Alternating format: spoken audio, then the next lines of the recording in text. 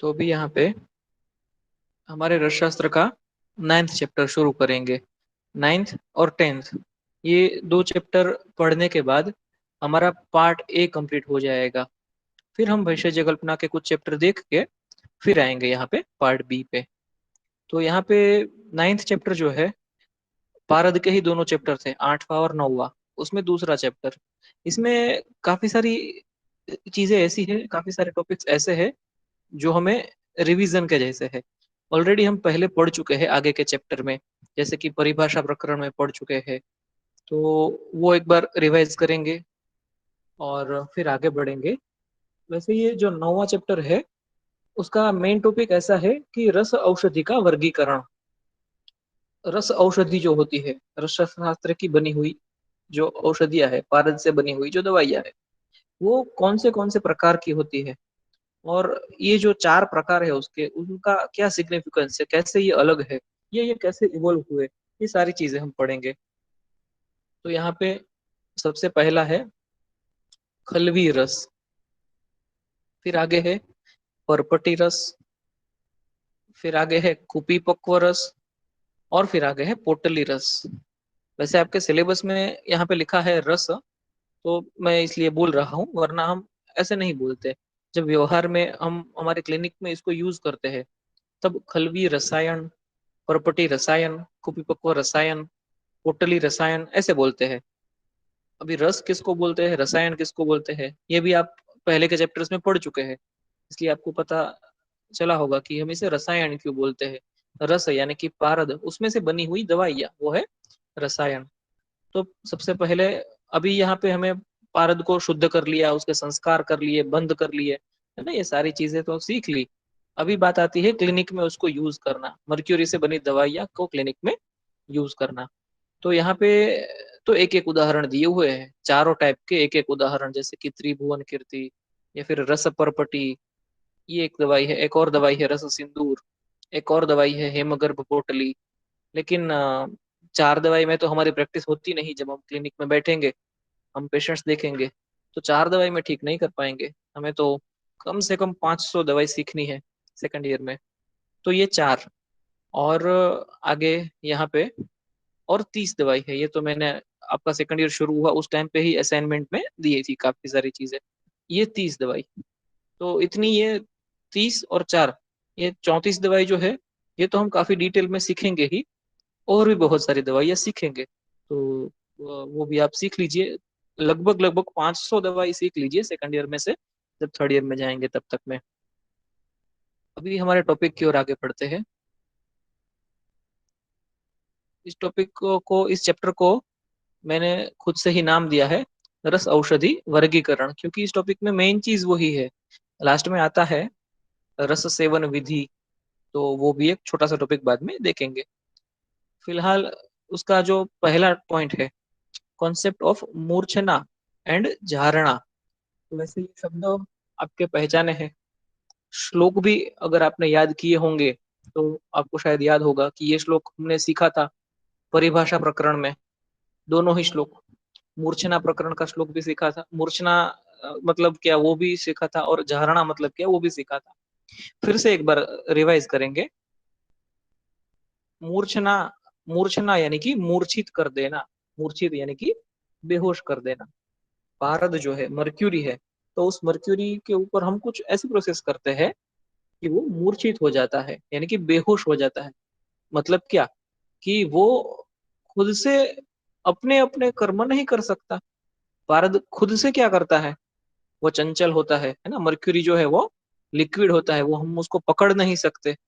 वो खुद से मूवमेंट करता रहता है, चंचल होता है।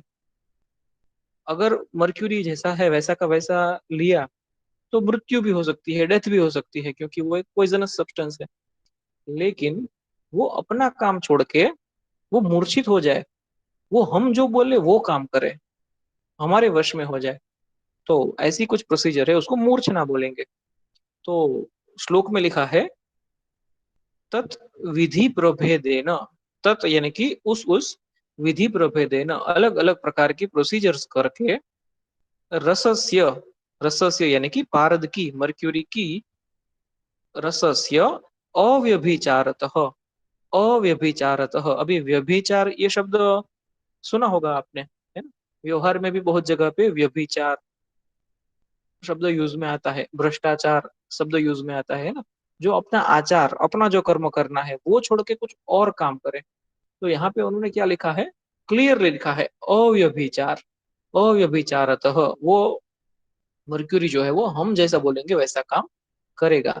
और अव्यभिचारतः अकेला नहीं, आगे और लिखा है व्याधि घातकता, अव्यभिचारतः व्याधि घातकता।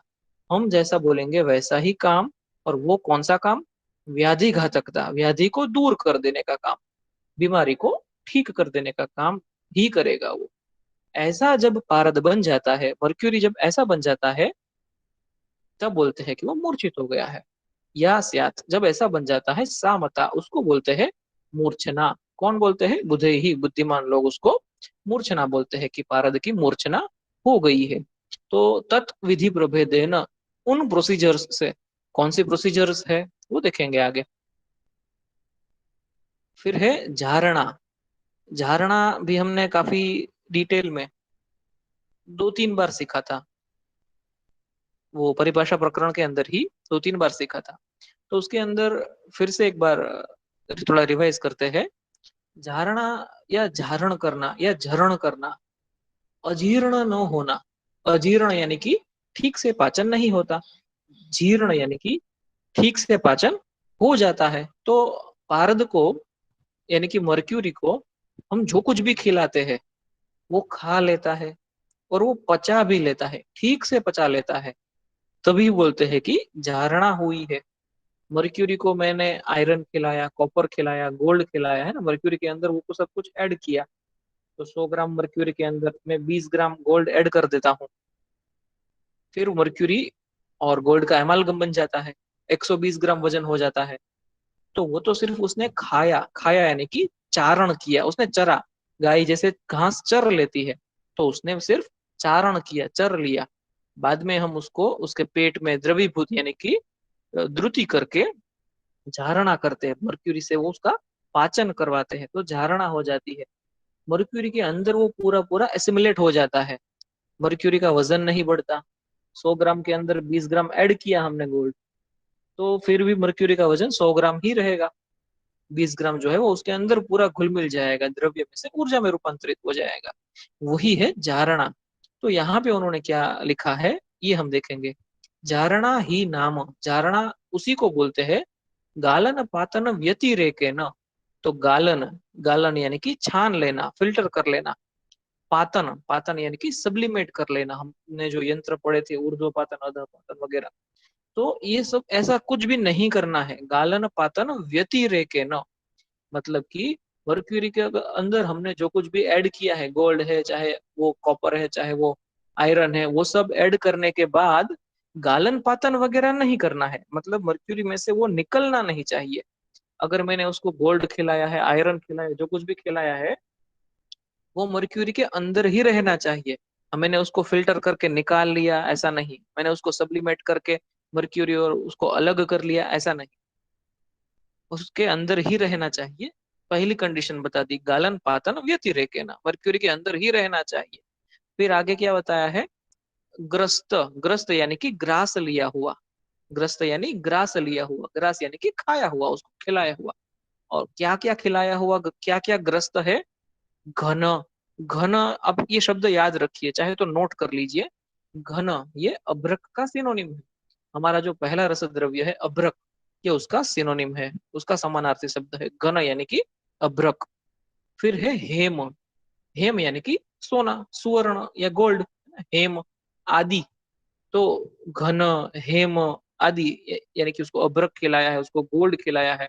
आदि रसस्य, पारद को ये सब चीजें अगर हमने खिलाई है, तो भी, तो भी क्या हो जाता है? पूर्वावस्था प्रतिपन्नत्व, पूर्वावस्था, पारद की पूर्वावस्था क्या थी? खाने से पहले 100 ग्राम वजन था, खाने के बाद भी पूर्वावस्था प्रतिपन्नत्व, फिर से 100 ग्राम वजन हो जाए। और 100 ग्राम मर्क्यूरी है, उसमें मैंने 20 ग्राम गोल्ड डाला, फिर से मुझे 100 ग्राम वजन करना है, तो क्या करूं? क्या मैं उसको फिल्टर करके 20 ग्राम कम कर दूं? क्या मैं उसको गर्म करके 20 ग्राम उड़ा दूं? नहीं, गालन पातन व्यतिरेकेन, किसी भी तरह से उसके अंदर डाला हुआ पदार्थ निकलना नहीं चाहिए, उसके अंदर ही रहना चाहिए, मर्क्यूरी के अंदर ही रहना चाहिए। फिर भी मर्क्यूरी पूर्वावस्था प्रतिपन्नत्वम, यानी कि 100 ग्राम का फिर से 100 ग्राम हो जाना चाहिए। तो उसी को बोलते हैं झारणा। मर्क्यूरी को हमने जो कुछ भी खिलाया, फिर उसको लिक्विफाई किया मर्क्यूरी के पेट के अंदर, और बाद में मर्क्यूरी के अंदर उसको बचा दिया, वो मर्क्यूरी के अंदर पूरा एसिमिलेट हो गया, उसी का भाग बन गया, द्रव्य में से ऊर्जा में रूपांतरित हो गया, तो वही है झारणा। तो ये दो रेफरेंस हमने पहले भी श्लोक में पढ़े थे, आज भी फिर से एक बार देखे हैं। और पहले कहाँ पढ़े थे वो एक बार फिर से रिवाइज कर लेते हैं। तो ये चैप्टर जब हमने पढ़ा था, परिभाषा प्रकरण है ना, टेक्निकल टर्मिनोलॉजीज, ये जो चैप्टर पढ़ा था, तो इसके अंदर हमने मूर्छना और झारणा ये पढ़े थे। तो आज फिर से क्यों लिया? क्योंकि अभी बारी आ गई है दवाई बनाने की, दवाई को यूज करने की, तो इस चैप्टर में हमें उसकी जरूरत है। तो आप ये पीडीएफ आपको जो मिली होगी, या फिर इसका वीडियो भी होगा, इसको फिर से एक बार रिवाइज कर लीजिए। उस टाइम पे हमने और बहुत ज्यादा डिटेल में पढ़ा था, आज तो सिर्फ रिवाइज किया है। तो ये जो झारणा, द्रुत ग्रासक क्षय, ये वजारणा है ना। और फिर काफी सारी चीजें पढ़ी थी हमने, बीड़ के बारे में देखा था कि जैसे कि बीड़ मतलब उसको पचाने वाला पदार्थ ऐड करना पड़ता है, या फिर मर्क्यूरी का दीपन करना पड़ता है ना, तो ही वो पचा सकता है ना। काफी सारी चीजें उस टाइम पे सीखी थी। फिर ये सब झारणा के टाइप्स सीखे थे कि भूचरी, खेचरी, बाल वृद्ध है ना, वगैरह वगैरह बहुत सारी चीजें सीखी थी। फिर मूर्छना के बारे में भी उसी समय सीखा था। यही श्लोक है ना, आज भी यही श्लोक हमने फिर से लिया है। तो मूर्छना यानी कि पारद जो है वो नष्ट पिष्टत्व को अचीव कर लेता है, या फिर पारद ऐसा बन जाता है कि वो हम उसको यूज कर सके, वो हमारे काबू में हो जाए, तो यही मूर्छना है। फिर उसमें सगंध मूर्छना, निर्गंध मूर्छना है ना। तो यही इस टाइम पे भी हमने इसके बारे में बात की थी कि 4 प्रकार के रसायन होते हैं, तो यही 4 प्रकार के रसायन है जो हम इस चैप्टर में सीखने वाले हैं। उस टाइम पे बताया था कि जब पारद प्रकरण पढ़ेंगे तब आपको अच्छे से समझ में आएगा। तो ये सीखा था उस समय पे कि सगंध, उसमें एक स अग्नि निरग्नि था, फिर निर्गंध, उसमें स अग्नि निरग्नि था। और क्लिनिकल पर्सपेक्टिव से बताऊं तो हम क्लिनिक में इसका उपयोग बहुत ज्यादा करेंगे। आपको मेरा कर्सर जहाँ पे दिख रहा होगा, सगंध है ना, मर्क्यूरी के साथ सल्फर है, ऐसी दवाइयों का उपयोग हम बहुत ज्यादा करेंगे। और सल्फर नहीं है उसका उपयोग भी करेंगे, लेकिन कंपैरेटिवली बहुत बहुत कम उपयोग करेंगे। तो ये सब हमने उस टाइम पे सीखा था। फिर उस मूर्छित पारद के कैरेक्टरिस्टिक, झारणा और मूर्छना में क्या डिफरेंस है, ये सब चीजें भी उस समय पे सीखी थी। तो इतना था झारणा और मूर्छना के बारे में। आगे कज्जली, कज्जली के बारे में भी हमने परिभाषा प्रकरण में ही सीखा था, लेकिन थोड़ा सा कि शुद्ध पारद, शुद्ध गंधक, दोनों को खरल में लेके पीसते रहो पीसते रहो, तब वो काले रंग का स्मूथ, नॉन शाइनी पाउडर बन जाता है, उसी को कज्जली बोलते हैं। काजल के जैसा बन जाता है, तो उसको कज्जली बोलते हैं।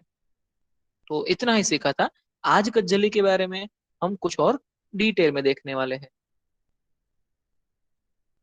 तो यहाँ पे ये जो झारणा और मूर्छना का कॉन्सेप्ट है, वैसे तो इसी चैप्टर में इसको काफी डिटेल में पढ़ना चाहिए, लेकिन हम ऑलरेडी पढ़ चुके हैं परिभाषा प्रकरण में।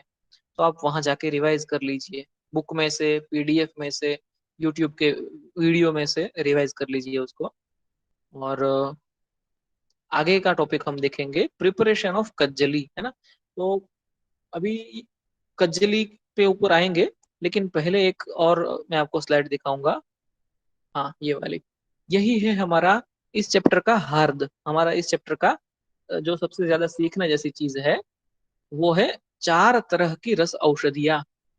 तो खलवी रसायन, परपटी रसायन, कुपीपक्व रसायन और पोटली रसायन। रस लिखा है लेकिन हम रसायन ही बोलते हैं। तो ये 4 तरह की दवाइयाँ है। ये दवाई बनाने की 4 अलग अलग मेथड है। ये टाइप्स कैसे हुए, ये क्लासिफिकेशन कैसे हुआ, ये दवाई बनाने की 4 अलग अलग मेथड है। तो इस तरह से ये क्लासिफिकेशन हुआ है। सबसे पहला है खलवीय रसायन, नाम से ही पता चलता है खलवीय, खलव में लेके, हमारे खरल में लेके, मोर्टार एंड पेस्टल या खांडनी दस्तों उसके अंदर लेके बस उसको पीसते रहना है। इंग्रेडिएंट्स को सही सही प्रोपोर्शन में मिला के पीसते जाओ तो दवाई तैयार हो जाती है। इतनी सी सिंपल सी उसकी मेथड है, तो वो खलवीय रसायन है। फिर आगे परपटी रसायन है, पापड़ के जैसी दवाई बनती है। इस खलवीय रसायन को प्रोसेस करके फिर उसको गर्म करके पिघला के लिक्विफाई करके फिर से उसको हम ढालन कर देते हैं, तब वो पापड़ के जैसी, परपट के जैसी दवाई बन जाती है, तो वो परपटीय रसायन बन जाता है। फिर आगे कूपी पक्व, ये भी हमने देखा था कि कूपी पक्व, कांच कूपी मतलब कि कांच की बोतल, तो उसके अंदर रख के हम पकाते हैं तब दवाई बनती है।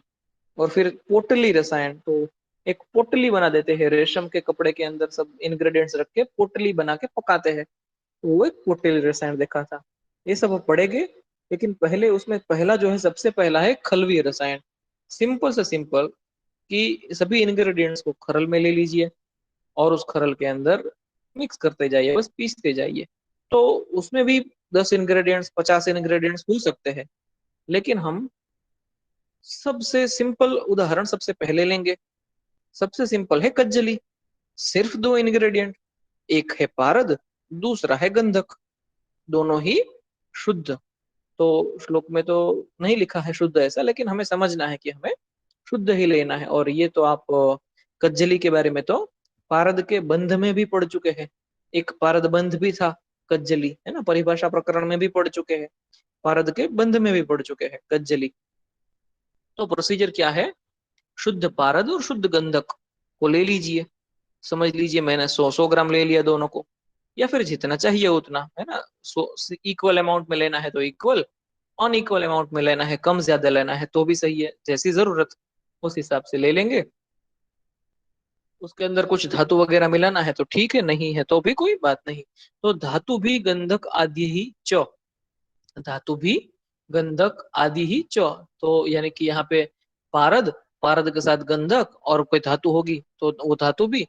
लेकिन कैसे पीसना है उसको, निर्द्रवे ही, निर्द्रवे ही मर्दितो, ये खास याद रखना है। कज्जली में कुछ भी लिक्विड ऐड नहीं करना है। मर्क्यूरी और सल्फर, ये दो ही चीजें शुद्ध स्वरूप में लेनी है, और कोई भी लिक्विड, पानी, दूध, छाछ, कुछ भी ऐड नहीं करना है। अगर ऐड करेंगे तो वो कज्जली पाउडर नहीं बनेगी, वो तो रस पंक बन जाएगा, वो पंक यानी कि कीचड़ बन जाएगा। तो निर्द्रव्य ही, कोई भी द्रव पदार्थ उसमें ऐड नहीं करना है। निर्द्रव्य ही मर्दितो रसः, तो रस यानी कि पारद को किसी भी लिक्विड ऐड किए बिना ही उसको मर्दन करेंगे। तो क्या बन जाएगा, ग्राइंड कॉन्स्टेंटली, सतत उसको ग्राइंडिंग करते रहिए, सतत उसको पीसते रहिए, without adding any liquid media, कुछ भी लिक्विड मीडिया ऐड नहीं करना है। तो क्या हो जाएगा, the mixture becomes black colour, mercury silver colour का है, और गंधक जो सल्फर है वो येलो कलर का है। तो एक सिल्वर कलर है, दूसरा येलो कलर है, दोनों मिक्स होकर ब्लैक कलर बन जाता है, काला रंग बन जाता है, ब्लैक कलर। मर्क्यूरी लिक्विड है, सल्फर सॉलिड है, दोनों मिक्स होके सॉलिड बन जाता है, सॉफ्ट और पाउडर बन जाता है, एकदम सॉफ्ट पाउडर बन जाता है। और वो लस्चरलेस होता है, उसमें कोई भी शाइनिंग नहीं होती। गंधक में तो वैसे दूध की आभा दिखती है, हम उसको दूध में शुद्ध करते हैं इसलिए। मर्क्यूरी तो बहुत ही अच्छा शाइनिंग होता है, एकदम सिल्वरी शाइनिंग होती है उसके अंदर, वो चली जाती है जब हम कज्जली बनाते हैं, तो वो चली जाती है, वो लस्चरलेस हो जाता है, उसमें कोई भी ऐसी शाइनिंग नहीं दिखती। श्लोक में भी लिखा है सुश्लक्षण, है ना, ये एकदम स्मूथ, फाइन, सॉफ्ट पाउडर बन जाता है, सुश्लक्षण। आगे ये सब शब्द हमने यहाँ पे लिखे, उन्होंने एक ही शब्द में बता दिया, कज्जलाभो असो, कज्जल के जैसा, काजल के जैसा। अगर हम काजल लगाते हैं, आंख के अंदर जो काजल लगाते हैं, है ना, तो वो आपने देखा होगा, कभी हाथ में लिया होगा, टच किया होगा तो पता रहेगा वो कैसा होता है। बहुत बहुत फाइन पाउडर होता है, एकदम स्मूथ होता है, सॉफ्ट होता है। हमारे आंख के अंदर, हमारे आईलिड के अंदर की जगह पे हमें उसको लगाना है, तो आंख को इरिटेशन ना करे, इतना fine, very fine powder, very soft and very smooth powder होता है वो। तो कज्जलाभो असो, कज्जल के जैसा, काजल के जैसा, इतना फाइन, इतना वेरी फाइन, या फिर सॉफ्ट स्मूथ पाउडर। और काले रंग का, काजल की ही उपमा क्यों दी, टेल्कम पाउडर की उपमा क्यों नहीं दी? उस समय पे भी तो था टेल्कम पाउडर, शंख जीरू नाम से था ही, अभी उसको इंग्लिश में टेल्कम बोलते हैं, उस समय पे शंख जीरू बोलते थे, तो था उस समय पे। लेकिन ये काले रंग का है, इसलिए उसको काजल की उपमा दे दी है। और सुलक्षण, हाँ, ये सॉफ्ट और स्मूथ बन जाता है, उसी को कज्जली इति अभिधीयते, उसी को कज्जली बोलते हैं। तो ये कज्जली की प्रिपरेशन पहले भी हमने 2 बार सीखी थी, आज फिर से एक बार सीखी, लेकिन आज कुछ और ज्यादा सीखेंगे यहाँ पे। तो कज्जली की जो प्रिपरेशन है, एज पर प्रोपोर्शन ऑफ गंधक, टाइटल में देखिए, एज पर प्रोपोर्शन ऑफ गंधक। तो कज्जली के अंदर जब मर्क्यूरी के साथ हम सल्फर मिलाते हैं, पारद के साथ जब हम गंधक मिलाते हैं, तो कितना गंधक मिलाना, उसके बारे में एक यहाँ पे छोटा सा अंदाज दिया हुआ है इस श्लोक में। अर्ध यानी कि आधा, समान यानी कि उतने, उसके जितना ही। 100 ग्राम मर्क्यूरी लिया है मैंने, शुद्ध पारद लिया है 100 ग्राम, तो उससे अर्ध, आधा, 50 ग्राम गंधक ले लूं क्या? या फिर समान, 100 ग्राम पारद के साथ 100 ग्राम गंधक ले लूं? या फिर द्विगुण, द्विगुण એટલે द्विगुण मतलब 100 ग्राम पारद है तो मैं 200 ग्राम गंधक ले लूं क्या, उससे दुगना, है ना? द्विगुणम इति आद्या, यहाँ से शुरू करके, द्विगुणम इति आद्या यहाँ से शुरू करके और भी बहुत सारा ले सकते हैं। गंधक चूर्णात, शुद्ध गंधक, गंधक को शुद्ध करके फिर उसका पाउडर बना देंगे, तो वो अच्छा एकदम व्हाइट, सॉरी, येलो कलर का पाउडर बन जाएगा। और पारदकस्य, पारद के मान के, पारद के जो प्रमाण है, प्रोपोर्शन है, उससे आधा या इक्वल क्वांटिटी या डबल क्वांटिटी लेके मर्दन जन्या, मर्दन यानी कि ट्रिचुरेशन, उसको पीस कर मसृण काया, मसृण यानी कि एकदम सॉफ्ट स्मूथ ऐसा पाउडर बन जाता है। कज्जल रूपा, काजल के जैसा दिखने वाला काला फाइन सॉफ्ट स्मूथ पाउडर, कज्जली का सा, उसी को कज्जली बोलते हैं। तो यहाँ पे तो इस श्लोक में उन्होंने सिर्फ 3 ही प्रोपोर्शन दिए हैं। यहाँ पे क्या है, टाइप्स ऑफ कज्जली एज पर प्रोपोर्शन ऑफ गंधक। तो यहाँ पे इस श्लोक में तो सिर्फ 3 ही दिए हैं, लेकिन आप याद रखिए, आप याद रखिए कि सिर्फ 3 नहीं है, इसमें तो और बहुत कुछ हो सकता है। अर्धगुण, समगुण, द्विगुण, और आगे और भी आएगा। चतुर्गुण यानी कि 4 गुना गंधक लेना है। 100 ग्राम पारद लिया है तो 4 गुना यानी कि 400 ग्राम गंधक लेना है। षडगुण, अगर 6 गुना गंधक लेना है, पारद लिया है 100 ग्राम, गंधक लेंगे 600 ग्राम। और कज्जली में तो फिर भी प्रोपोर्शन अर्धगुण, समगुण, द्विगुण आएगा। आगे कुपी पक्व पढ़ेंगे तो वहां पे तो बहुत बहुत ज्यादा गंधक का प्रोपोर्शन आएगा, 100 गुना भी आएगा, 100 गुना से भी ज्यादा गंधक भी आएगा उस समय पे कुपी पक्व में। यहाँ पे हमें अर्धगुण, समगुण, द्विगुण इतना गंधक ले सकते हैं।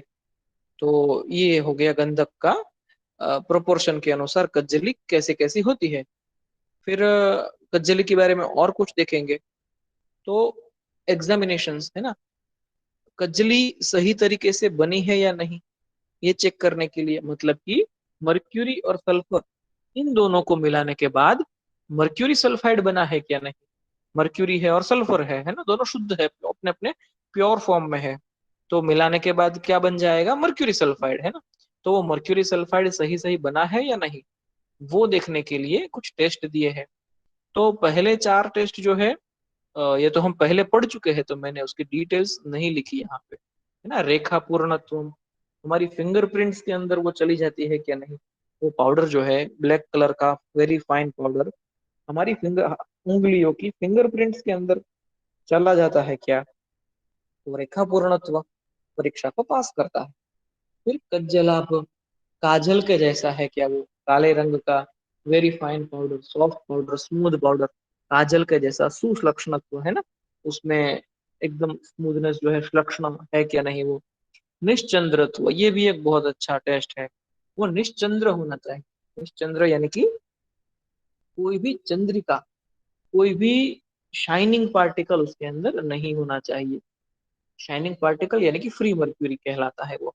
तो वो अच्छे से केमिकल फॉर्म हो चुका है मर्क्यूरी, और सल्फर दोनों मिला के मर्क्यूरी सल्फाइड अच्छे से बन चुका है, उसमें कुछ भी फ्री मर्क्यूरी नहीं है, ये चेक करना है। तो इसके लिए यहाँ पे देखना है कि निश्चंद्रत्व, चंद्र नहीं यानी कि चंद्रिका नहीं, उसके अंदर चंद्रिका मतलब कि शाइनिंग पार्टिकल्स कुछ भी नहीं है, तो वो कहलाएगा निश्चंद्रत्व। ये सारी एग्जामिनेशन, और दो एग्जामिनेशन है, ये नई है आपके लिए, तो यहाँ पे थोड़ा डिटेल में देखेंगे। अग्नि परीक्षा, या फिर ये वैसे शास्त्र में तो नहीं वर्णित है, लेकिन आज के समय में लोग करते हैं, फायर टेस्ट बोलते हैं इसको, फायर टेस्ट। तो when heated by taking in test tube, it shows yellow और ब्लैक कलर। जब हम एक टेस्ट ट्यूब लेते हैं, आपने फर्स्ट ईयर में क्रिया शरीर में या सेकंड ईयर में रोग निदान में टेस्ट ट्यूब में काफी सारे प्रैक्टिकल्स किए होंगे। तो टेस्ट ट्यूब के अंदर हम कज्जली यानी कि वो काले रंग का पाउडर भर देंगे उसके अंदर, और थोड़ा सा पाउडर लेके फिर उसको गर्म करेंगे। तो क्या होगा, मर्क्यूरी और सल्फर दोनों को पीस कर हमने मर्क्यूरी सल्फाइड बनाया था, HgS बनाया था। अभी उसको गर्म करेंगे तो संयोजन का विघटन हो जाएगा, है ना, जो संयोजन है वो तो विघटन हो जाएगा, मर्क्यूरी और सल्फर जो है वो अलग अलग हो जाएंगे। और गर्म कर रहे हैं, तो उसी समय पे हमें याद रखना है कि मर्क्यूरी का बॉइलिंग पॉइंट क्या है, सल्फर का बॉइलिंग पॉइंट क्या है ना। तो मर्क्यूरी भी, उस दोनों का ही बॉइलिंग पॉइंट कम है, किसी का भी बॉइलिंग पॉइंट 1000 डिग्री नहीं है, उससे ज्यादा नहीं है। मर्क्यूरी जो है वैसे तो ऐसे ही लिक्विड है, और वो तो जो है 350 डिग्री पे उड़ने लगेगा, सल्फर भी 450 डिग्री पे उड़ने लगेगा। तो फिर वहां पे हमें येलो कलर या ब्लैक कलर ऐसा टेस्ट ट्यूब के ऊपर के भाग में देखने मिलेगा। तो पता चलता है कि इसके अंदर ये जो काला पाउडर है ये कज्जली है। फिर एक और है वाटर टेस्ट, फायर टेस्ट के बाद एक और है वाटर टेस्ट या फिर जल परीक्षा। तो इसके अंदर क्या लिखा है कि when rubbed with water by taking in palm, mercury particles get dispersion. तो यहाँ एक कज्जली जो है ना, आप बंध में भी पढ़े थे, पारद के बंधन में भी, कि ये कज्जली नाम का एक बंध है, लेकिन उसका क्रम याद कीजिएगा, उस समय पे भी बताया था ना कि सीक्वेंस। तो जब हम कज्जली ले लेते हैं, कज्जली को थोड़ा सा हमारी हथेली में ले लिया, काले पाउडर को, कज्जली को हमारी हथेली में ले लिया, उसमें बूंद बूंद करके पानी डाला और खींचने लगे, दूसरे अंगूठे से, दूसरे हाथ के अंगूठे से हम वहां पे उसको रब कर रहे, घिस रहे हथेली में लेके। तो क्या होता है, उस पानी के अंदर मर्क्यूरी के शाइनिंग पार्टिकल्स जो है वो डिस्पर्स हो जाते हैं, हमें दिखते हैं उसमें पारद के कुछ कण। तो ये पारद का एक वीक बॉन्ड है ना, ये कोई बहुत ज्यादा स्ट्रांग बॉन्ड नहीं है कि जिसको हम आसानी से अलग ना कर सके। गर्म करते हैं तो वो विघटन हो जाता है, पानी में घिसते रहते हैं तो भी वो विघटन हो जाता है। तो इस तरह से भी हम एक जल परीक्षा कर सकते हैं, या फिर वाटर टेस्ट कर सकते हैं, कि हथेली में काला पाउडर लेके, कज्जली का काला पाउडर लेके पानी डाल के घिसेंगे, तो भी वो जो है वो अलग हो जाएंगे, और मर्क्यूरी के पार्टिकल्स जो है वो फैलते हुए, डिस्पर्स होते हुए नजर आएंगे हमें। ये कज्जली जो है ना वो उतना स्ट्रांग बॉन्ड नहीं है जितना कि दूसरे भारत के दूसरे बंद है। तो ये हमें यहाँ पे देखने मिलेगा। तो ये कुछ कज्जली की एग्जामिनेशंस थी। आप theory exam as well as viva exam दोनों के लिए ही इसको याद रखिए, है ना, कज्जली एग्जामिनेशंस फॉर कज्जली। ये 5 मार्क का आपका क्वेश्चन हो सकता है, या फिर वाइवा में भी पूछ सकते हैं, पूछते हैं, बहुत बार पूछते हैं। फिर कज्जली के बारे में तो काफी सारी चीजें आज नहीं भी सीखी। प्रैक्टिकल जब आप करेंगे, यहाँ पे आएंगे जब, प्रोबेबली इस मंथ एंड में, तो आप प्रैक्टिकल करेंगे तो आपको और ज्यादा पता चलेगा कज्जली के बारे में, है ना। मीनवाइल आप थोड़ा यूट्यूब पे सर्च करिए कज्जली के बारे में, गूगल पे सर्च करिए, तो काफी सारी चीजें आपको सीखने मिलेगी। आप अगर आपके पास बुक्स है तो बहुत बढ़िया है ना, आप उसमें से भी पढ़िए, सिर्फ कज्जली के बारे में वो बहुत अच्छी इंफॉर्मेशन आपको मिलेगी कज्जली के बारे में। फिर ये क्लासिफिकेशन हमने देखा था, तो जिसके अंदर एक एक उदाहरण दिए हुए हैं, वो तो हम यहीं पे डिटेल में पढ़ेंगे इसी चैप्टर के अंदर। जैसे कि त्रिभुवन कीर्ति के बारे में पढ़ेंगे, रस प्रॉपर्टी के बारे में पढ़ेंगे वगैरह। लेकिन लिखा है एटसेट्रा, क्या लिखा है, एटसेट्रा। तो यहाँ पे और बहुत सारे अनेक अनेक औषधियों के बारे में हमें सीखना ही चाहिए।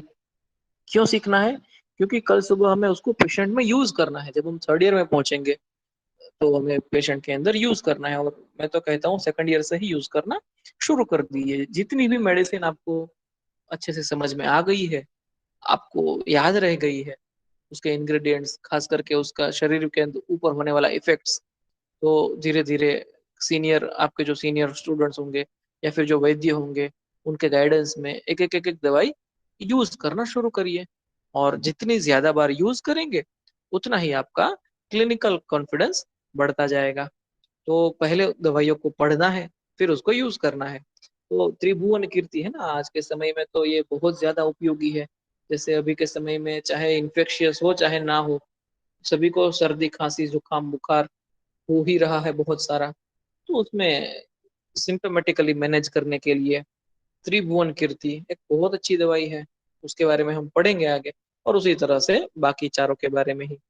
हाँ, अगर हम एग्जाम पर्सपेक्टिव से देखेंगे, तो इसमें सिलेबस के अंदर जो नाम के साथ दिया हुआ है, तो वही एग्जाम के अंदर आने के चांसेस ज्यादा होते हैं।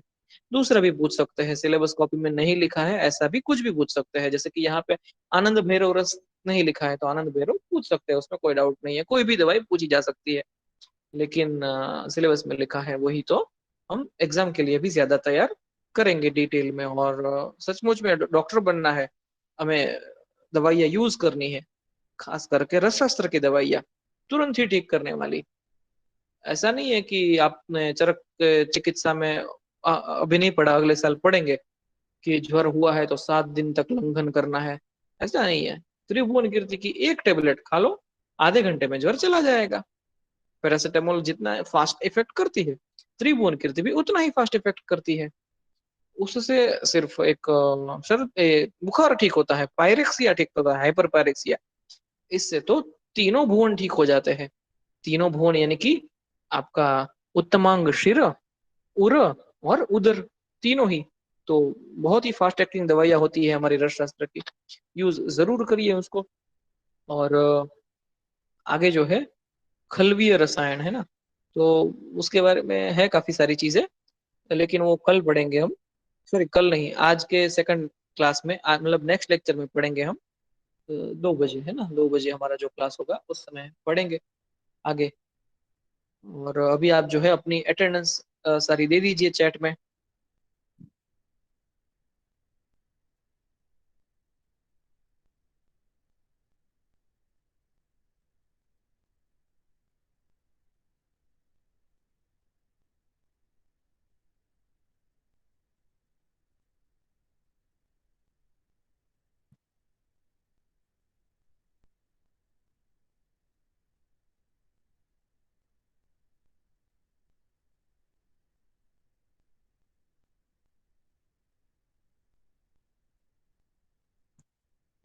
इसी तरह से, इसी इसी टॉपिक में और आगे पढ़ने के लिए 2 बजे क्लास में जुड़ जाइए। डेली 2 लेक्चर हम करेंगे। कुछ दिन द्रव्य गुण के हैं तो द्रव्य गुण के 2 लेक्चर हो जाएंगे।